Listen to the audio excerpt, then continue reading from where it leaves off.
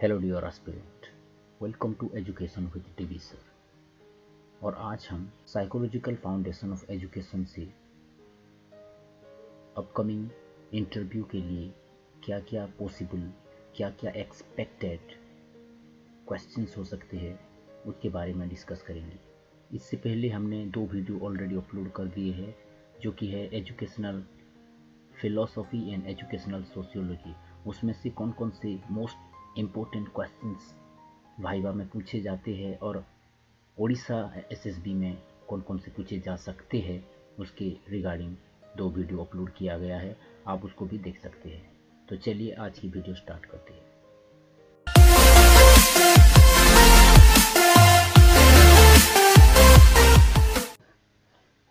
तो पहला है relationship between education and psychology.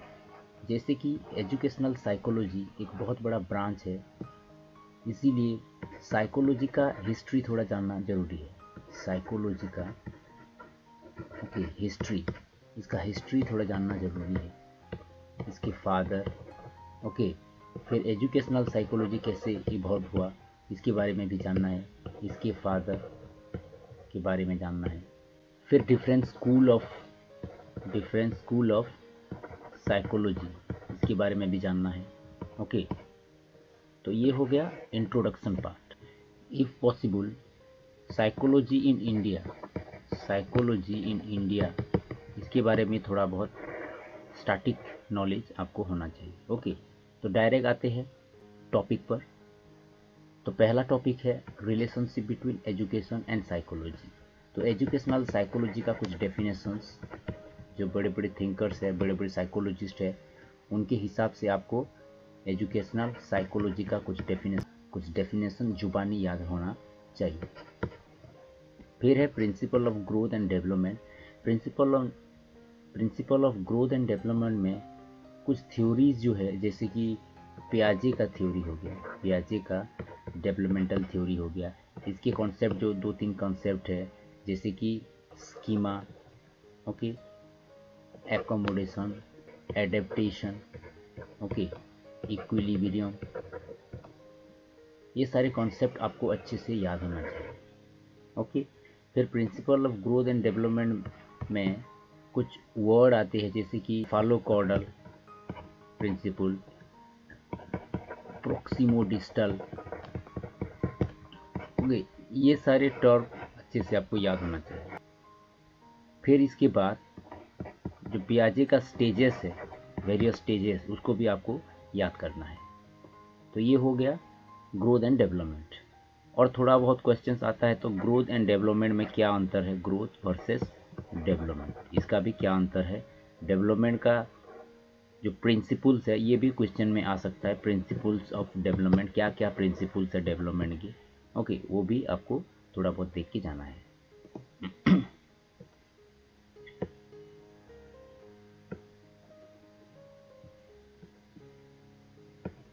फिर दूसरा है education of adolescence. Adolescence period, adolescence period जो है, ये एज रेंज को आपको जानना है। फिर इसका फीचर्स थोड़ा जानना है। क्या क्या चेंजेस आते हैं, ये सब थोड़ा बहुत जानना है। इसमें जो क्वेश्चंस आते हैं, एडोलेसेंस का स्कीम वगैरह आते हैं, जो कि एग्ज़ाम में भी आपने देखा होगा, किशोरी शक्ति योजना, ऐसे कुछ जो भी एडोलेसेंस पीरियड से रिलेट करते हैं, ऐसे योजनाओं को आपको जानना है। उसके साथ साथ जो स्टैनली हल का एडोलेसेंस बुक है, एडोलेसेंस, उसके बारे में भी आपको थोड़ा बहुत नॉलेज होनी चाहिए, जो कि जिन्होंने कि कहा था adolescence is the period of strain and storm. तो ऐसे डेफिनेशन को भी आपको याद करना है। ये हो गया एडोलेसेंस का।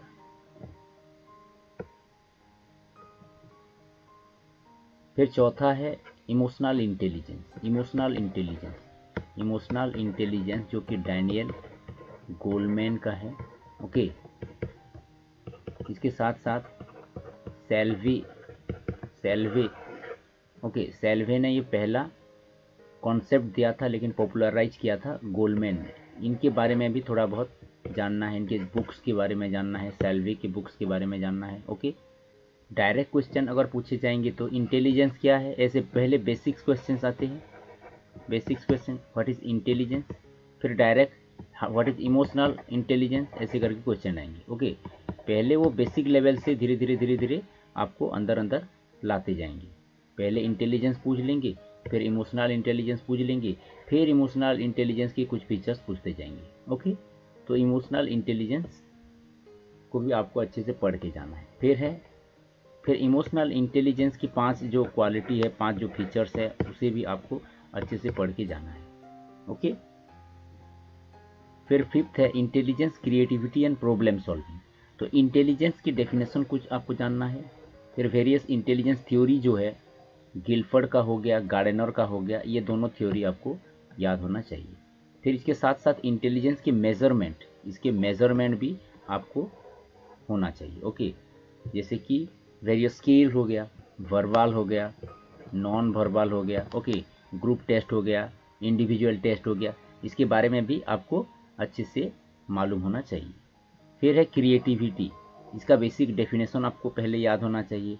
फिर क्रिएटिविटी कैसे मेज़र किया जाता है, कोई टूल है तो उस टूल का नाम वगैरह सभी मालूम होना चाहिए।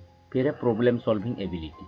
प्रॉब्लम सॉल्विंग में ज़्यादातर आप divergent thinking, okay, divergent thinking के ऊपर आपको अच्छे से मालूम होना चाहिए। कन्वर्जेंट थिंकिंग के ऊपर आपको मालूम होना चाहिए। ब्रेनस्टॉर्मिंग के ऊपर आपको मालूम होना चाहिए, क्योंकि ये सब कौन से रिलेटेड है, तो ये सब टर्म इससे रिलेटेड है, प्रॉब्लम सॉल्विंग से। ओके, तो ये सब आपको अच्छे से मालूम होना चाहिए। ये हो गया intelligence, creativity and problem solving. फिर नेक्स्ट है इंडिविजुअल डिफरेंस। इंडिविजुअल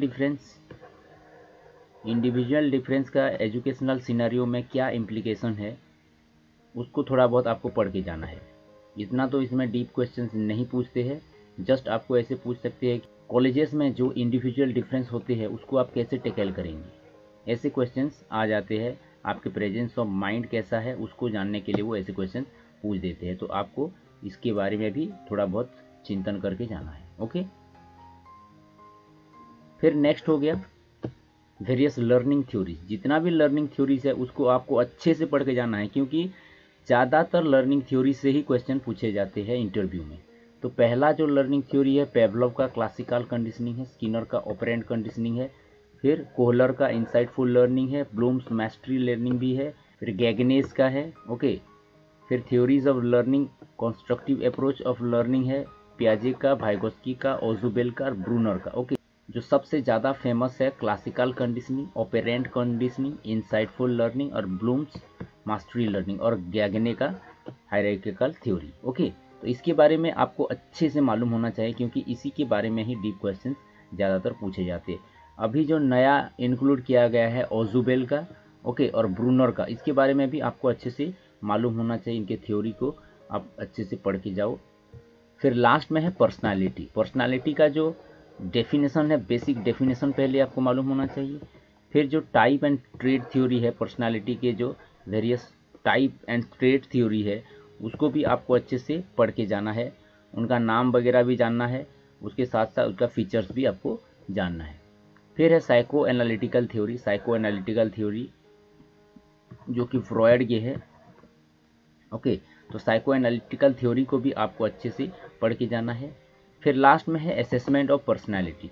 पर्सनालिटी को कौन कौन से मेथड द्वारा मेजर किया जाता है, एसेस किया जाता है, उसको भी आपको अच्छे तरह से देख के जाना है, क्योंकि अगर पर्सनालिटी क्वेश्चन पूछ लिया गया पर्सनालिटी क्या है, तो वो धीरे धीरे उसके मेजरमेंट तक भी जाएंगे। अगर इंटेलिजेंस पूछ लिया तो धीरे धीरे करके इंटेलिजेंस के मेजरमेंट तक जाएंगे, या क्रिएटिविटी पूछ लिया तो क्रिएटिविटी से धीरे धीरे उसके मेजरमेंट तक जाएंगे।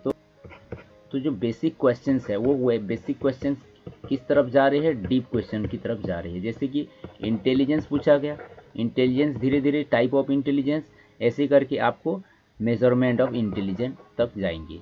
ठीक वैसे ही क्रिएटिविटी पूछा गया, क्रिएटिविटी से बहुत सारे क्वेश्चन हो गए, और लास्ट में क्रिएटिविटी को कैसे मेजर करेंगे तो देखो यहाँ पर क्या आ रहा है, बेसिक कॉन्सेप्ट से मेजरमेंट की तरफ आ रहा है, बेसिक कॉन्सेप्ट से मेजरमेंट की तरफ आ रहा है। ठीक वैसे ही प्रॉब्लम सॉल्विंग के बारे में क्वेश्चन पूछा गया, धीरे धीरे प्रॉब्लम सॉल्विंग का कुछ थ्योरी पूछा गया, और लास्ट में प्रॉब्लम सॉल्विंग को कैसे मेजर किया जाता है उसको पूछा जाएगा। ओके, तो ऐसे करके आपको सभी के बेसिक आइडियाज़ होना चाहिए, उसके थ्योरी वगैरह जानना चाहिए, और लास्ट में उसको कैसे मेजर करना है उसको भी आपको अच्छी तरह से जानना चाहिए। तो इससे पहले हमने पार्ट 1 में फिलोसॉफी का अपलोड किया है, फिर पार्ट 2 में सोशियोलॉजी का भी अपलोड किया है। तो आपने अगर उस वीडियो को नहीं देखा है तो जाकर पहले उस वीडियो को देख लीजिए, ताकि आपका इंटरव्यू अच्छे से अच्छे हो पाए। Thank you for watching, good bye.